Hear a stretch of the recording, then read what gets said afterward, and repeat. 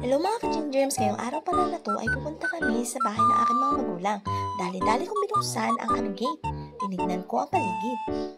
Sobrang init guys. Oh, nakasakay na pala kami guys. Ang ganda ng ulap.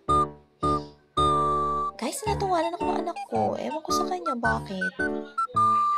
Yung asawa ko naman, busy mag-drive. Samantalang ako, nag-video na lang.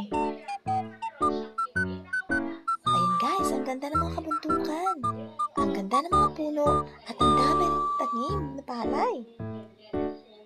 Nag-stop over nga pala kami dito sa Jollibee guys kasi gutom na ang anak ko. Ayun guys, nakaalis na kami. Ang dami puno ng mangga guys. Ayan, paalis na rin kami sa San Marcelino Town. Ayan, papunta na kami ng San Narciso. Ang dami binibilad na palay. Sa wakas, dumating na kami sa kulay dilaw na mote ng bahay ng aking mga magulang. Ay, wala pala akong slipper guys. Binigay ko sa anak ko kasi nakalimutan niya eh. Ayan, pumasok na sila. Hi father dear, andyan ka pala. Ako din, pumasok na. Ayan si mother, busy sa mga damit niyang labahan.